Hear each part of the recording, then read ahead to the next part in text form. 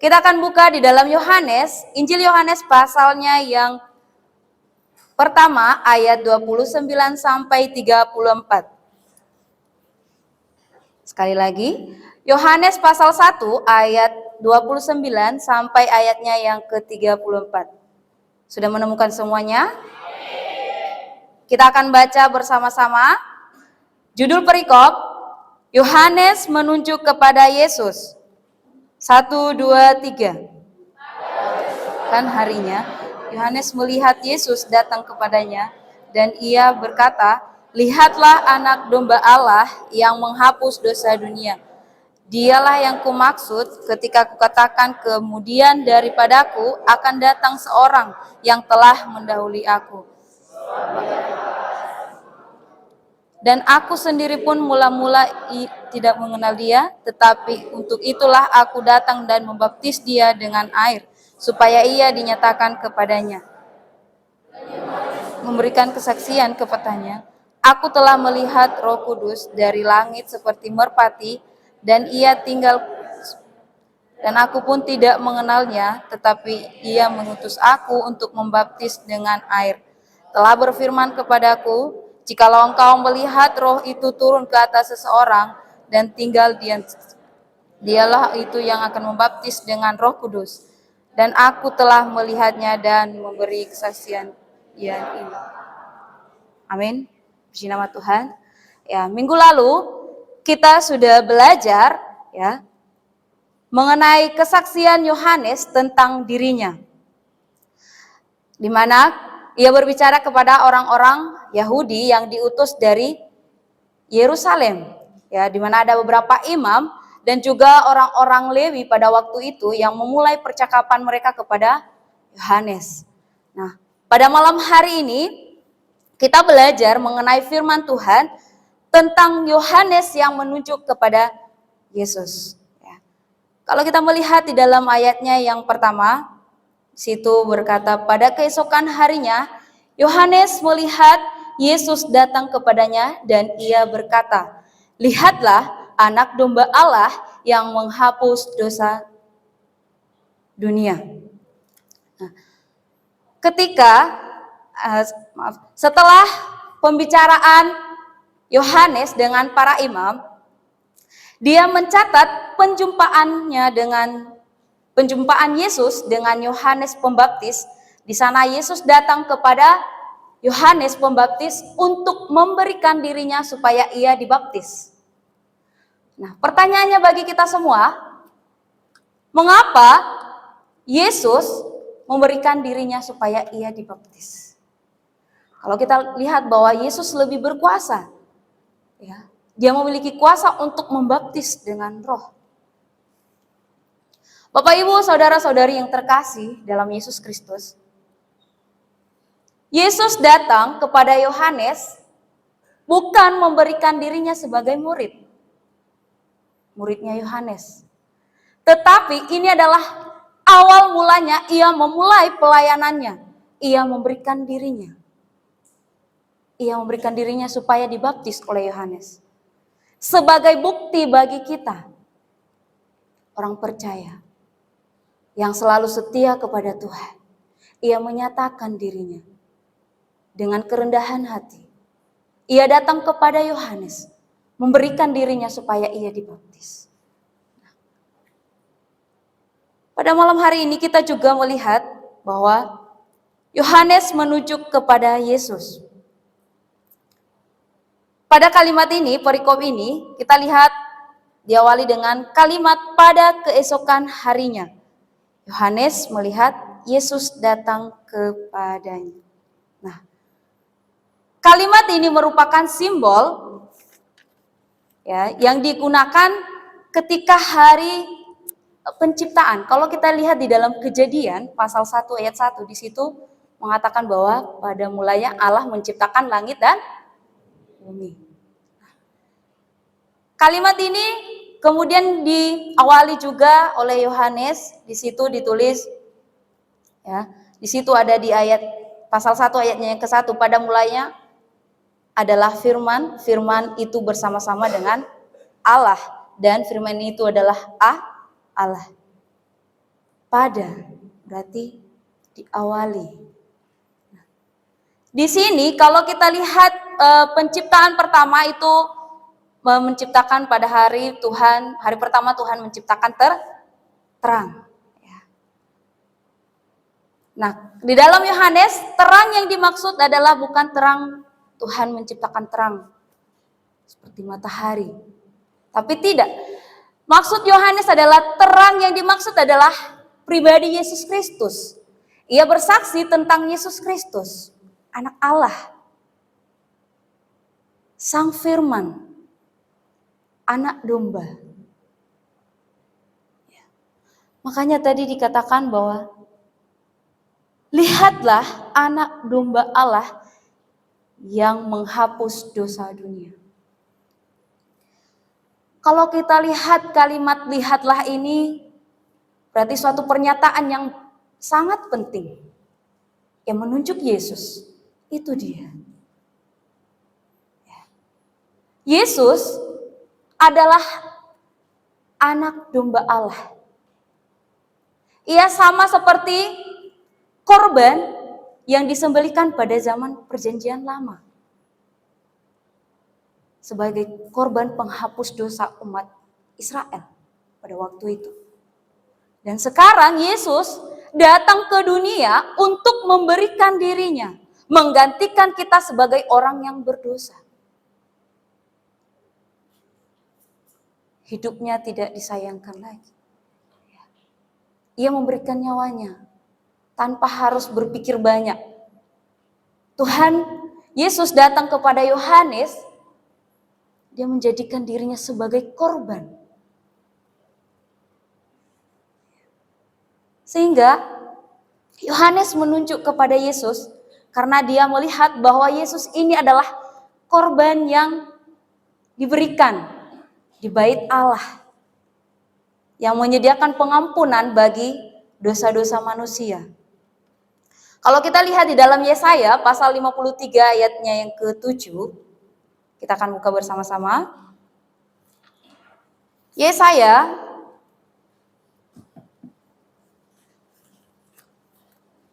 (53) ayatnya yang ke-7.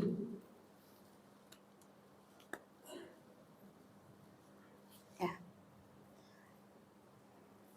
Sudah menemukan? Kita akan baca bersama-sama 1, 2, 3. Dia dianiaya tetapi dia memberikan diri ditindas dan tidak membuka mulutnya seperti anak domba yang dibawa ke pembantaian. Seperti induk domba yang keluh di depan orang yang bergunting bulunya, ia tidak membuka mulutnya. Ayat 10 tolong.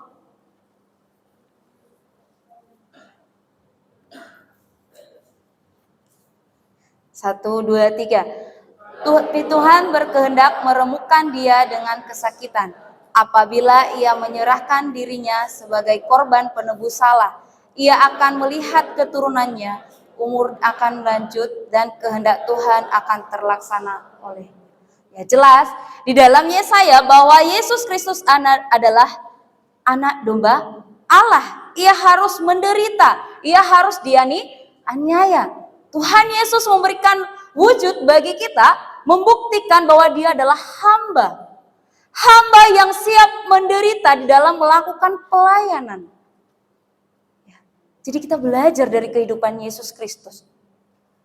Ia siap memberikan dirinya. Dia adalah pribadi yang tidak melakukan kesalahan, tetapi ia memberikan dirinya sebagai korban penghapusan dosa kita. Yang menebus kita, yang melepaskan kita dari hukuman maut. Karena Kristus adalah domba Allah. Bapak, Ibu, Saudara-saudari, kalau kita lihat bahwa Yesus tidak memikirkan keadaannya pada waktu itu. Dia tidak memikirkan betapa pahitnya kehidupan yang ia rasakan. Namun dia membuktikan kepada kita, orang-orang yang kurang percaya, orang-orang yang suka menolak Allah, yang tidak percaya tentang Allah, Tuhan menyatakan dirinya. Dia dijadikan korban, anak domba. binatang, korban sembelihan. Ayat 30, kembali ke Yohanes pasal 1 ayat ke-30. Saya akan baca. Dialah yang kumaksud ketika kukatakan kemudian daripadaku akan datang seorang yang telah mendahului aku, sebab dia telah ada sebelum aku. Kesaksian Yohanes Pembaptis tentang Yesus Kristus. Bisa juga diulangi kata ini di dalam ayatnya yang ketiga. Ya. Segala sesuatu dijadikan oleh Dia dan tanpa Dia tidak ada sesuatu pun yang telah jadi dari segala yang telah dijadikan. Nah, kalau kita lihat dari konteks ini, ayat ini ada kaitannya dengan ayat yang ke-30. Ya, berarti jauh sebelum Yohanes, Yesus telah ada. Tuhan sudah ada di sana. Ia adalah pribadi yang bersama-sama dengan Allah. Dia adalah Allah itu sendiri. Jadi apapun yang dilakukan di dunia ini tanpa Yesus Kristus, semuanya tidak ada apa-apanya. Semuanya tidak ada faedahnya. Ya. Mengapa? Yohanes pada waktu itu seharusnya menggunakan kesempatan ketika ia berbicara kepada imam dan juga orang-orang Lewi sebagai pelayan Tuhan. Harusnya ia menggunakan kesempatan itu menyatakan bahwa dia adalah Mesias. Dia adalah Nabi. Tapi Yohanes tidak melakukan hal demikian. Karena ia tahu, ia sadar bahwa ada pribadi yang telah dipilih Allah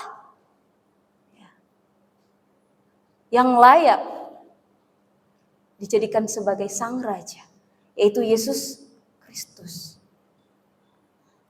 Ayat ke-31. Dan aku sendiri pun mula-mula tidak mengenal dia. Tetapi untuk itulah aku datang dan membaptis dengan air, supaya ia dinyatakan kepada Israel. Yohanes sendiri mulanya tidak mengenal sang anak domba Allah, yaitu Yesus Kristus. Yohanes tidak segan-segan mengatakan keterbatasannya. Ia tidak mengetahui bahwa Yesus itu adalah Mesias. Ya. Sebelumnya ia tidak mengenal Allah. Ia tidak tahu siapakah itu Yesus. Yang dia tahu bahwa Yesus itu adalah keponakannya. Tapi dia tidak menyadari bahwa Yesus itu adalah sang Mesias, sang juru selamat, anak Allah, utusan Allah. Tetapi Yohanes Pembaptis menyatakan Yesus Kristus di hadapan orang Israel. Kenapa kalimat terakhir ia dinyatakan kepada Israel? Bisa saja Yohanes bertanya, kenapa enggak dinyatakan kepadaku saja? Karena kan Yesus datang kepada Yohanes Pembaptis untuk memberikan dirinya supaya ia dibaptis. Harusnya Yesus ini dinyatakan kepada Yohanes. Tetapi karena Yohanes menyadari bahwa Yesus dinyatakan kepada Israel, di mana Israel pada waktu itu yang tidak mengenal siapa pencipta mereka. Siapakah penebus mereka pada waktu itu? Sama seperti kita. Kita pun sudah dipilih menjadi hamba Tuhan, tetapi kita masih diombang-ambingkan dengan keadaan kita. Kita kurang yakin, apakah kita ini benar-benar dipilih Tuhan untuk melayani atau tidak. Ya. Kita sudah melihat, Yohanes memberikan kesaksian kepada orang-orang Israel pada waktu itu. Dia memulihkan janji Allah, menggenapi janji Allah terhadap Israel. Bahwa sang domba Allah, anak domba Allah yaitu Yesus Kristus, yang dinyatakan sebagai penebus umat-umat berdosa. Umat Allah yang paling hina. Jadi mari, apakah kita masih meragukan Yesus Kristus yang sudah memberikan dirinya berkorban untuk kita. Bapak Ibu, saudara-saudari yang terkasih dalam Yesus Kristus, kalau kamu menyadari betapa besar pengorbanan Tuhan yang telah Ia nyatakan bagi kamu, harusnya kamu bersyukur. Bukan malah mengeluh dengan keadaanmu sekarang ini. Bukan malah menyesali, oh kenapa saya harus dipilih ke sini? Oh kenapa saya harus telantar ke sini? Saya harus meninggalkan zona nyaman saya. Ayat ke-32. Dan Yohanes memberikan kesaksian, katanya, aku telah melihat roh turun dari langit seperti merpati, dan ia tinggal di atasnya.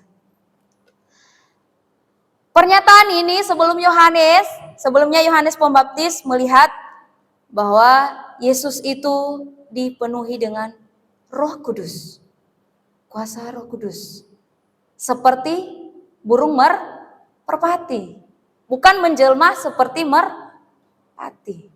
Nah, Yohanes melihat dengan matanya sendiri, ia melihat bahwa Roh Kudus itu seperti merpati. Nah, kalau kita yang manusia biasa kita hanya melihat merpati, menjelma seperti merpati, ya, hanya merpati biasa. Ya. Merpati ini juga digunakan bahwa merpati adalah burung hewan yang tulus seperti merpati. Ya. Roh Kudus, itulah kuasa Roh Kudus. Ia menyadari bahwa Yesus ini adalah orang yang bersama-sama dengan Allah itu sendiri. Dia memiliki kuasa. Dia memiliki roh Allah yang berhubungan erat dengan Allah itu sendiri. Jadi dia menyatakan itu bahwa ia membuktikan, ia menyaksikan bahwa Yesus Kristus itu adalah Allah yang membaptis dengan Roh Kudus. Amin? Amin. Kemudian kita belajar di ayatnya yang ke-33. Dan aku tidak mengenalnya, tetapi Dia yang mengutus aku untuk membaptis dengan air telah berfirman kepadaku, jikalau engkau melihat roh itu turun ke atas seseorang dan tinggal di atasnya, dialah itu yang akan membaptis dengan Roh Kudus. Ya. Dahulu sebelumnya ia tidak mengenal Yesus, seperti tadi yang saya katakan. Tetapi oleh karena Roh Kudus yang ada di atas Yesus Kristus, sehingga ia menyaksikan. Nah, ketika Yesus datang kepada Yohanes, orang-orang yang ada di situ pada waktu itu mereka melihat bahwa Yesus itu hanyalah orang biasa yang memberikan dirinya untuk dibaptis sebagai pengikut Yohanes Pembaptis pada waktu itu. Ya. Namun Yohanes Pembaptis melihat bahwa Yesus Kristus ini memiliki pribadi yang berbeda dengan murid-murid yang lain, pengikut-pengikut yang lain. Dia memiliki kuasa Roh Kudus. Ia memberikan dirinya untuk dibaptis dengan air. Air, kalau kita ingat kisah zaman Nuh, ketika Tuhan ingin memusnahkan bangsa Israel dengan mendatangkan air bah. Nah, air itu turun dari langit yang sebagai tanda murkanya kepada umat-umat Allah yang tidak percaya kepadanya.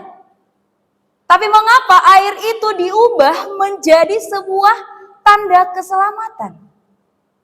Oleh karena apa? Karena Yesus Kristus. Yesus Kristus yang diutus ke dunia untuk menebus kita. Dari air yang menjadi murka, sebagai tanda murka, tetapi diubah menjadi tanda keselamatan. Kita melihat bukti-bukti kuasa Tuhan yang telah Ia nyatakan kepada kita, tapi kita masih terus berkeras hati, tidak mau percaya kepada Tuhan. Masih meragukan kuasa Tuhan. Jelas bahwa Roh Allah itu ada di atas Yesus Kristus itu sendiri. Bapak Ibu, kita harus belajar dari kesaksian Yohanes. Ia menyatakan siapakah itu pribadi Yesus Kristus. Begitu juga dengan pelayanan kita. Kita harus memberitakan kabar tentang Yesus Kristus. Yesus Kristus datang kepada kita untuk menebus kita, menyelamatkan kita. Jangan ragu dengan panggilanmu di tempat ini. Percayalah, kamu adalah bagian dari kehidupannya Yesus Kristus. Amin. Puji Tuhan. Ya, saya dan saudara dipilih. Kita sudah mengetahui firman Tuhan. Kita datang di tempat ini supaya kita lebih mengetahui siapakah pribadi Yesus Kristus. Mengapa kita harus setiap hari belajar firman Tuhan? Mengapa kita harus setiap hari beribadah kepada Tuhan? Itu adalah alasan Tuhan. Supaya kita lebih mengenal siapakah itu Yesus Kristus. Dia adalah utusan yang akan membaptis kamu dengan Roh Kudus. Sebagai tanda bahwa Ia akan menyelamatkanmu. Tuhan Yesus datang untuk menyelamatkan kita. Tuhan Yesus datang untuk memberikan dirinya. Dia dijadikan sebagai domba, binatang. Bagaimana kalau pribadi kita? Kalau kita dijadikan seperti domba, korban sembelihan, siap enggak? Siap enggak? Yakin? Amin, puji Tuhan. Kita yakin, kita berkata bahwa siap yakin. Tapi ketika kita diperhadapkan dengan suatu persoalan, kita sudah mulai mengeluh, mulai goyah imannya. Kalau boleh mulai lari dari panggilannya. Itu hal sederhana. Apalagi kalau tadi kamu memberikan dirimu seutuhnya. Oh, dia tidak mau, Tuhan, kenapa engkau membiarkan aku harus mengalami penganiayaan ini, penderitaan ini, kesakitan ini. Tidak. Tapi Ia selalu siap sedia. Kita harus belajar. Kita harus lihat pribadi Yesus Kristus yang sesungguhnya. Dan karyanya bagi kita. Kita harus saksikan itu di depan semua orang. Amin? Jangan kita hanya tahu kebenarannya, tetapi kita tidak mau membagikan kebenaran itu kepada orang-orang yang belum percaya. Kamu harus mengetahui apa tujuanmu datang ke sini. Apa maksudnya, kenapa Tuhan memilihmu menjadi hambanya, menjadi saksinya. Seperti Yohanes. Allah memilih Yohanes Pembaptis supaya ia memberitakan pribadi Yesus Kristus dan karyanya yang besar. Semangat Yohanes Pembaptis memberitakan Yesus Kristus begitu luar biasa. Ia menyatakan di tengah-tengah orang banyak, inilah anak domba Allah. Anak Allah yang dikorbankan untuk menjadi korban penghapus dosa manusia. Menebus manusia. Menebus dosa atau menebus manusia? Dosa? Menebus manusia dari dosa. Perbaiki kalimat itu. Kalau hanya dosanya ditebus, berarti manusianya nggak usah ditebus? Manusia menebus manusia dari dosa. Seperti tadi kita telah belajar dari firman Tuhan yang disampaikan oleh hambanya. Ya. Jadi pada malam hari ini, kemudian kita belajar di dalam ayatnya yang ke-34. Dan aku telah melihatnya dan memberi kesaksian, inilah anak Allah, anak domba Allah. Konteks ini ya, Peristiwa baptisan di mana? Kalau kita lihat di dalam Markus pasal 1 ayatnya yang ke-11. Kita akan baca Markus pasal 1 ayat ke-11. Sudah menemukan? Kita akan baca 1, 2, 3. Lalu terdengarlah suara dari surga, "Engkaulah anakku yang kukasihi, kepadamulah aku berkenan." Anak Allah, anak yang dikasihi. Ya. Kepadanya lah aku berkenan. Yesus adalah pilihan. Yesus adalah tebusan bagi banyak orang. Melalui Yesus Kristus kita diselamatkan. Amin. Nah, dengan cara apa? Bagaimana kita bisa percaya? Bagaimana kita bisa diselamatkan? Ya, kita harus percaya dan taat kepada Yesus Kristus. Ya, sebagaimana dikatakan bahwa inilah anakku satu-satunya yang kukasihi, kukorbankan untukmu. Mungkin kalau kamu punya anak, disuruh mengorbankan anakmu, pasti kamu tidak mau, ya enggak? Jangankan anak, pasti pacarmu aja kalau diambil orang pasti kamu sakit hati, menangis di kamar, habis tisu. Nah, tapi Allah tidak menyayangkan anaknya. Ia rela memberikan anaknya, membuat kamu supaya kamu yakin, ya, bahwa Allah itu adalah kasih. Ia begitu mengasihimu. Kamu yang berdosa, masa dosamu ditimpakan kepada yang lain. Kita yang berdosa tapi ditimpakan kepada Yesus Kristus. Karena Tuhan sudah memilih Yesus. Tuhanlah yang mengutus Yesus. Amin. Nah, jadi ada 3 hal yang kita dapatkan dari Yohanes, di mana ia memberikan kesaksiannya yang bagus tentang pribadi dan karya Yesus Kristus. Yang pertama, Yesus sebagai anak domba Allah, dan tugasnya adalah menebus. Di dalam ayat 29 sampai 31 tadi kita sudah belajar. Yang kedua, Yesus sebagai pembaptis. Dia membaptis dengan Roh, di mana dia akan mendirikan gereja. Siapakah gereja Tuhan? Kita, diri kita. Ia membaptiskan. Ia menyiapkan kita, memilih kita, mengutus kita menjadi hambanya, supaya kita memberitakan Injil kebenaran, kebesaran firman Tuhan, kebesaran Yesus Kristus. Kita harus membuktikan kepada orang-orang yang di luar sana yang belum percaya. Kita harus meyakini mereka. Siapakah Yesus Kristus itu? Dia adalah pribadi yang telah dibaptis. Kemudian dia menerima kuasa, yaitu kuasa Roh Kudus.